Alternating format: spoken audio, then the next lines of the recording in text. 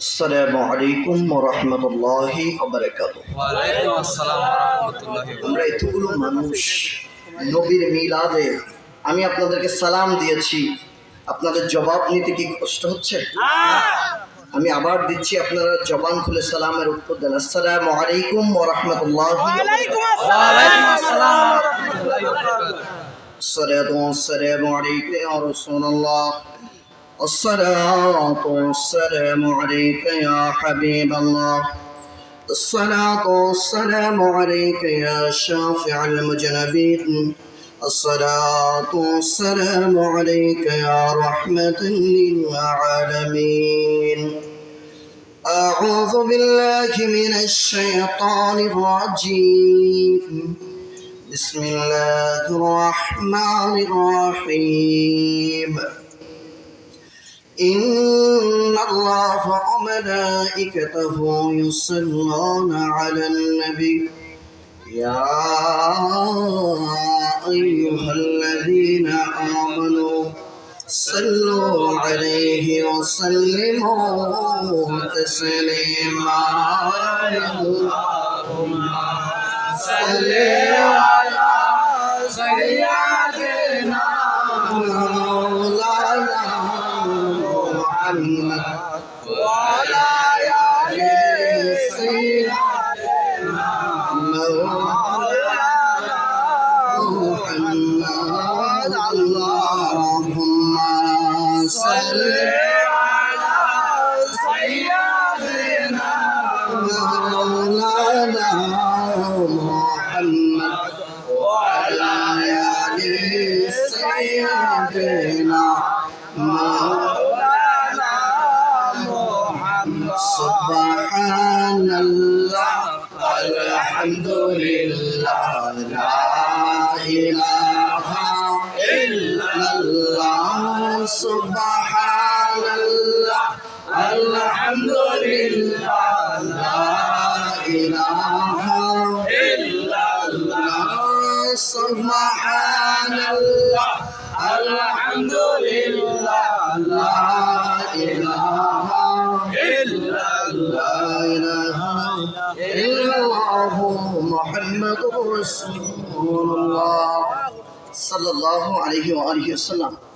মহান আল্লাহ রাব্বুল আলামিনের আলিশান দরবারে লাখো কোটি শুকর ও সুজুদ, যে মহান আল্লাহ রাব্বুল আলামিন আমাদেরকে আজকে পবিত্র ঈদে মিলাদুন নবী সাল্লাল্লাহু আলাইহি ওয়াসাল্লাম উদযাপন উপলক্ষে আজকের এই জান্নাতের বাগানে আসার বসার তৌফিক দান করেছেন। চিৎকার দিয়ে সবাই পড়ি আলহামদুলিল্লাহ। এতগুলো মানুষ আওয়াজে মানি না আলহামদুলিল্লাহ, উচ্চ আওয়াজে আলহামদুলিল্লাহ। সমস্ত দুরূদ ও সালাম ওই নবীর প্রতি যাকে সৃষ্টি না করলেন মহান আল্লাহ রাব্বুল আলামিন আহকামুল হাকিমিন কোনো কিছু সৃষ্টি করতেন না, যিনি বিশ্ব সভার সভাপতি আকায়ে নামদার তাজেদার মদিনা সরকারে কায়নাত নূরে মুজাসসাম সরকারে দো আলম হুজুরে পন্নু সাল্লাল্লাহু আলাইহি সাল্লামের উপরে এবং ওনার আহলে বায়াতের উপরে লাখো কোটি দরুদ ও সালাম দিই। আমার পীর ও মুর্শিদ কিবলা সদকায়ে গাউসে পাকের সদকায়ে পাকে পাঞ্জাতনের সদকায়ে আল্লাহ রাব্বুল আলামিন যেন মাওলা আলীর দরজা দিয়ে আমি গুনাহগারের সিনায় ওই নূর দান করেন, যেই নূরের মাধ্যমে আপনাদের সিনাগুলো নূরানি হবে, আমি গুনাহগারের সিনাও নূরানি হবে, যেন আল্লাহ আমিন। আজকে আমাদের জন্য ঈদের দিন, বলেন আজকে আমরা খুশি না? কথা বলেন খুশি না? আপনার সন্তান জন্ম হয়েছে, আপনি খুশি? আপনি কোরআন পেয়েছেন, আপনি খুশি? আপনি আল্লাহ পেয়েছেন, আপনি খুশি? এত সব কিছু পেয়েছি যার উসিলায় উনি আজকে দুনিয়াতে এসেছেন, তাই আমরা সবাই খুশি। কথা বলেন আমরা সবাই খুশি না? আমরা তাহলে নজরুলের গলায় একটু গলা মিলে আমরা একটু গাই। ত্রিভুবনের প্রিয় মুহাম্মদ এলো রে দুনিয়ায়, সাগর আকাশ বাতাস দেখবি যদি আয় সাগর আকাশ বাতাস দেখবি যদি এই পৃথিবীর জমিনের মধ্যে সময় অল্প, অনেকগুলো কথা বলতে হবে, পুরো শরীরকে কান লাগায় শুনবো তো ইনশাল্লাহ। ইনশাআল্লাহ। আজকে বর্তমান পৃথিবীতে আমরা যেই অবস্থার মধ্যে দাঁড়িয়ে আছি, এই অবস্থা বড় কঠিন পরিস্থিতির মধ্যে আমরা দাঁড়িয়ে আছি, তাই না? এই পরিস্থিতির মধ্যে যেখানে বাবা সন্তানের সাথে সম্পর্ক ঠিক নাই, মা ছেলের সাথে সম্পর্ক ঠিক নাই, পরিবার আত্মীয় স্বজনের সাথে সম্পর্ক ঠিক নাই, পরিবেশটা এত জঘন্যতম হয়ে গেছে, আপন ভাই ভাইয়ের গলা কাটতে একবারও দ্বিধাবোধ করছে না। পরিস্থিতি চলছে না এটা? চলছে। বর্তমানে আমরা যে সময়টা অতিবাহিত করছি এটাকে ম্যাটেরিয়ালিস্টিক দুনিয়া বলা হয়, যেটাকে আমরা ঝড়বাদী দুনিয়া বলি। কি বাদী? ঝড়বাদী। কথা বলতে হবে, কি বাদী? ঝড়বাদী। এটা ঝড়বাদী দুনিয়া। ঝড়বাদী দুনিয়া ভোগবাদী হয়, ঝড়বাদী দুনিয়া কি বাদী হয়? ঝড়বাদী হয়। আমি খাবো, আমি বাঁচবো, আমার প্রয়োজন হলে লক্ষ লক্ষ টাকা হারাম পথে ইনকাম করব, তাও আমি খাবো, আমি বাঁচবো, পাশের মানুষটা না খেয়ে আছে সেদিকে আমার খবর থাকবে না। চলছে না এটা? চলছে। এই পর্যায়ে আমরা দাঁড়িয়ে আছি, যে পর্যায়টায় আমরা যদি পৃথিবীর দিকে তাকাই, পৃথিবীর দিকে তাকাইলে আমরা বিশ্ব স্বাস্থ্য সংস্থার একটা আর্টিকেল আমি আপনাদের সামনে তুলে ধরতে চাই। বিশ্ব স্বাস্থ্য সংস্থা পৃথিবীর মধ্যে যত ডিজিজ আছে, রোগ আছে, এই রোগগুলো নিয়ে গবেষণা করতে করতে তারা দেখেছে বর্তমান সময়ে যেই জিনিস, যেই রোগটা আমাদের সমাজে রন্ধ্রে রন্ধ্রে প্রবেশ করেছে, সেই রোগের নাম হলো ডিপ্রেশন। কি? অস্থিরতা। কি? অস্থিরতা। কথা বলতে হবে। অস্থিরতা। এটা ক্যান্সারের চাইতেও জঘন্যতম রোগ। একটা সন্তানের যদি ক্যান্সার হয়, তার বাবা মা জীবনে একবার মরবে। আর যদি কোনো ঘরে সন্তানের মধ্যে ডিপ্রেশনের রোগ ঢুকে যায়, অস্থিরতার রোগ ঢুকে যায়, সন্তান যদি সারাদিন বলতে থাকে ইটস বোরিং, আমার এটা বোরিং লাগতেছে, আমার এটা ভালো লাগছে না, বুঝবেন এটা সমাজের জন্য একটা রেড সিগন্যাল, ঠিক না? আমরা সেই সিগন্যালের মধ্যে দাঁড়িয়ে আছি। বিশ্ব স্বাস্থ্য সংস্থা বলেছে বর্তমান সবচাইতে 15 থেকে 45 বছরের যুবকরা সবচাইতে বেশি অ্যাংজাইটির মধ্যে, ডিপ্রেশনের মধ্যে ভুগতে থাকে। কিসের মধ্যে? ডিপ্রেশন। অস্থিরতা। অস্থিরতা। দেখেন, বাংলাদেশের 18 কোটি মানুষ আমরা, তারপরেও একটা ছেলে বলে আমাকে একা লাগতেছে। কি বলেন? 18 কোটি মানুষ দেশে, পৃথিবীতে আপনি 6,500 কোটি মানুষ, এর মধ্যে যদি একটা সন্তান বলে আমাকে একা লাগতেছে, বুঝতে হবে আমাদের সমাজটা ভালো অবস্থার মধ্যে নাই। এই স্বাস্থ্য সংস্থা হিসাব করে দেখলো এই সবচাইতে বেশি মানুষ অ্যাংজাইটির শিকার হয় টেকনোলজির মাধ্যমে। কিসের মাধ্যমে? টেকনোলজি। আমি যে কথাগুলো আপনাদেরকে বলছি অনেক গবেষণালব্ধ কথা, কথাগুলো সিনার মধ্যে ঢোকান, নাহলে ইদেমের আদমে বুঝবেন না। তো এই টেকনোলজি ব্যবহারের কারণে আমাদের যুব সমাজের রন্ধ্রে রন্ধ্রে অশ্লীলতা ঢুকছে কি ঢুকে নাই? আচ্ছা, আপনারা এখানে বসে আছেন, আপনারা সত্য করে বলেন তো, আমাদের সমাজে কি এমন ছেলে নাই মোবাইল কিনে না দিলে ছেলে সন্তান ভাত খাওয়া ছেড়ে দেয়? আছে। কথা বলেন। আছে। নাই? আছে। মোবাইল কিনে দেয় না, এই জন্য বাপের বাপ বলে ডাকে না, এমন সন্তান নাই? আছে। এটা কোন জায়গাটায় প্রবলেম? এই প্রবলেমটা হচ্ছে আমাদের সন্তানগুলো দিন দিন দিন দিন তার ভিতর থেকে শান্তি নামক জিনিসটা নষ্ট হয়ে যাচ্ছে। বলতে হবে, শান্তি নামক জিনিসটা নষ্ট হয়ে যাচ্ছে। যেমন আমাদের পেটে খাদ্য দিতে হয়, হয় না? কথা বলতে হবে। আমরা পেটে খাবার দেই, আমাদের এই শরীরের জন্য ভিটামিন প্রয়োজন, ক্যালোরি প্রয়োজন, আমাদের এই শরীরের জন্য আমাদের শর্করা প্রয়োজন, শরীরের জন্য আমাদের অনেক কিছু প্রয়োজন আছে। আমরা যদি পেটে খাবার না দেই, চোখ, হাত, পা কাজ করবে? না। জোরে বলেন। না। কোনো কিছুই কাজ করবে না। ঠিক একভাবে যেভাবে আমার পেটের খাবার আছে, আমার মনেরও কিছু খাদ্য আছে। বলেন। আমাদের মনেরও কিছু খাদ্য আছে। আমরা পেটের খাবার বুঝেছি। আপনি আপনাকে দিয়ে চিন্তা করেন, আপনার কাছে 100 কোটি টাকা আছে, 10 তলা বিল্ডিং আছে, সব কিছু আপনার মাঝে আছে, কিন্তু আপনার পেটের মধ্যে ব্যথা, অন্ত ভালো লাগবে না। আপনার সব আছে কিন্তু মনে শান্তি নাই, ভালো লাগবে না। আজকে আপনি ইউরোপের দিকে তাকাই দেখেন, টাকা পয়সা, তাদের বাড়ির সামনে ল্যান্ড ক্রুজার আছে, প্রাডো আছে, এরপরে বড় বড় গাড়ি তাদের বাড়ির সামনে, ব্যাংক ব্যালেন্স আছে, ডলার আছে, কিন্তু তারপরেও সুইসাইড রেট বাড়তেছে না কমতেছে? বাড়তেছে। জোরে কম। বাড়তেছে। সুইসাইড রেট বাড়তেছে। সমস্যা কি? মানুষের পেটের খাওয়ার জন্য সুইসাইড করে না, মানুষ অন্তরের শান্তির জন্য সুইসাইড করে, ঠিক না? এখন আমরা মুসলমান, আমরা মুসলমান। সবাই বলতে হবে আমরা মুসলমান। আমরা মুসলমান।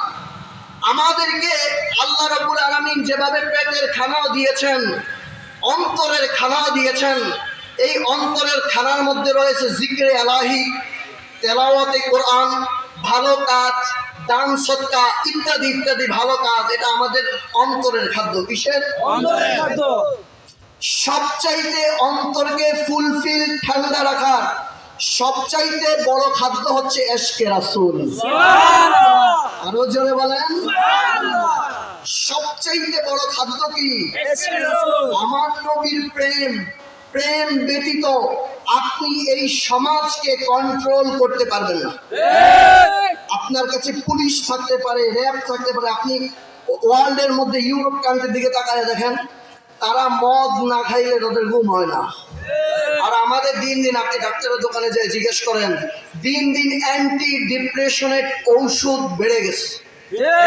মানুষ অ্যান্টি ডিপ্রেশন, এই ডিপ্রেশনের কোনো ওষুধ নাই।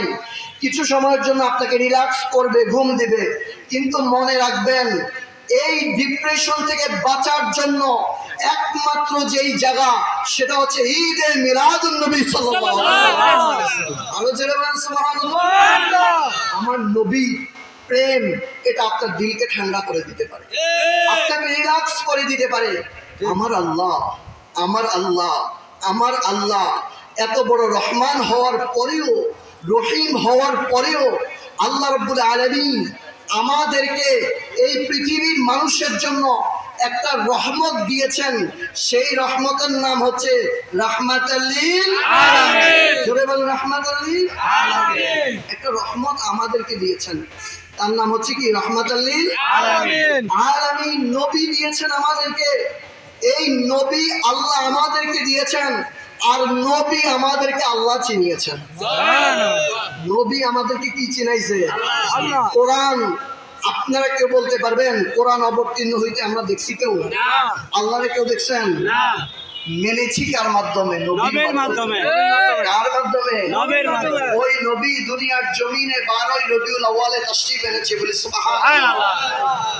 আমার নবীর আশা আর আমাদের আশা কি একরকম? না। আমার নবীর দুনিয়াতে আগমন আর আমার আপনার জন্ম কি একরকম? না। আমার নবী রাহমাতুল লিল আলামিন দুনিয়ায় এসেছেন, হাদিস বড়ি বড়ি, এত রেফারেন্স আমি দিব না, ছোট্ট করে বলি। আমার নবী যেদিন এই দুনিয়াতে এসেছেন, আম্মাজান আমেনা বলছেন, আমি দেখতেছিলাম আমার সন্তান যখন দুনিয়াতে তাশরীফ এনেছেন, পুরো কুল কায়নাত আলোকিত হয়ে গেছে। সুবহানাল্লাহ। নবী এসেছে, কুল কায়নাত। গত বছর আমাকে একজন ফোন দিয়ে বলতেছে যে হুজুর, মিলাদুন নবীর দলিল কি? মিলাদুন নবীর আমি বলছি, আপনাকে মিলাদুন নবী করতে বলছে কে? মিলাদুন নবী ওই মেয়ের করা উচিত যেই মেয়েকে আইয়ামে জাহিলিয়াতের যুগে বাবা মেয়েকে জীবিত দাফন করে দিত। ওই মেয়ের মিলাদুন নবী করা উচিত, কারণ নবী এসেছে, মেয়ের দাম বাড়াই দিচ্ছে। সুবহানাল্লাহ। ওই শিক্ষকের মিলাদুন নবী পালন করা উচিত, যেই দরুদ শরীফ পড়ে আল্লাহুম্মা সাল্লি আলা মাওলানা মুহাম্মদ। ওই শিক্ষকের মিলাদুন নবী পালন করা উচিত, যেই শিক্ষকের কোনো দাম ছিল না, শিক্ষকের সম্মান দেওয়ার মতো কিছু ছিল না, আমার নবী বলেছেন আনা বুইস্তু মুআল্লিমান, আমি শিক্ষক হিসাবে প্রেরিত হয়েছি। যেই নবী আসার কারণে শিক্ষকদের এত দাম বেড়ে গেছে, ওই শিক্ষকদের মিলাদুন নবী করা উচিত, তার মিলাদুন নবী করা উচিত। ওই বাবা ওই মায়ের আইয়ামে জাহিলিয়াতের যুগে সন্তান আপন মাকে বিয়ে করতো না, আপন মাকে বিয়ে করতো। ওই মা ওই মায়ের পায়ের নিচে যেই নবী জান্নাত দিয়েছে, ওই মায়ের মিলাদুন নবী করা উচিত, ওই বাবার মিলাদুন নবী করা উচিত, যেই বাবাকে বাবার চেয়ারের সম্মানের চেয়ারটা আমার নবী দিয়েছেন।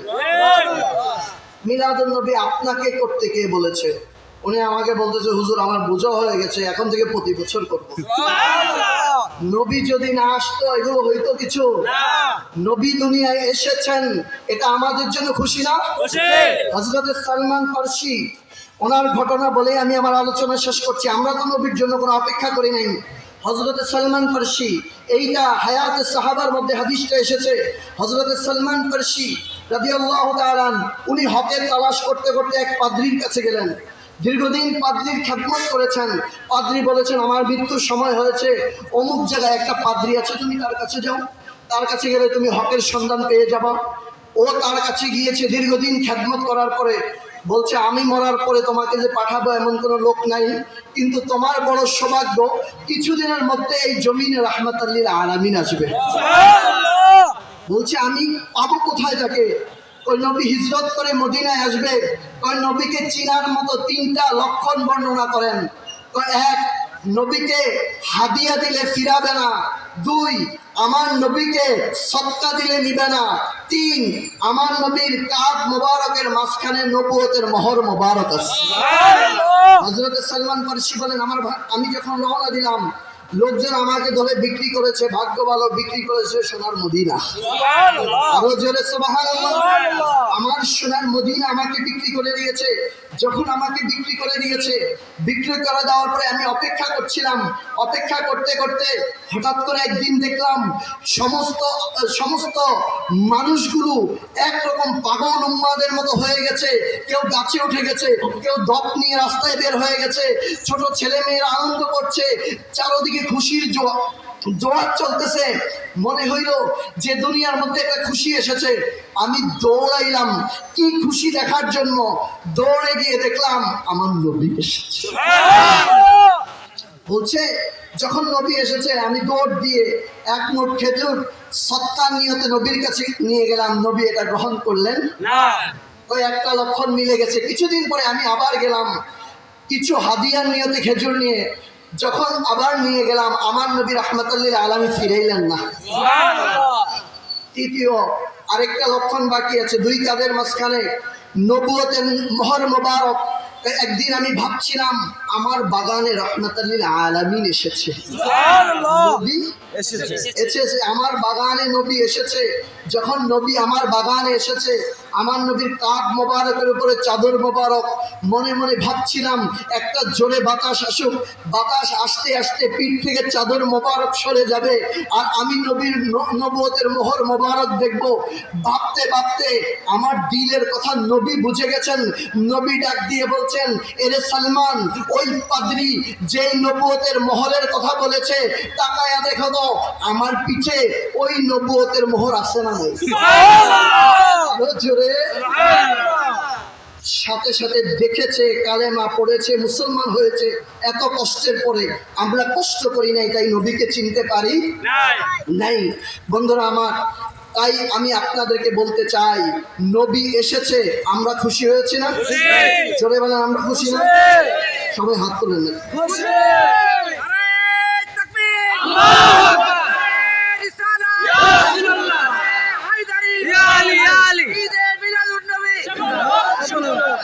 আল্লাহ আমাদের হামিও নাসির হোক। আমার সময় এখানেই শেষ। সবাই দোয়া করবেন। আসসালামু আলাইকুম ওয়া রাহমাতুল্লাহ।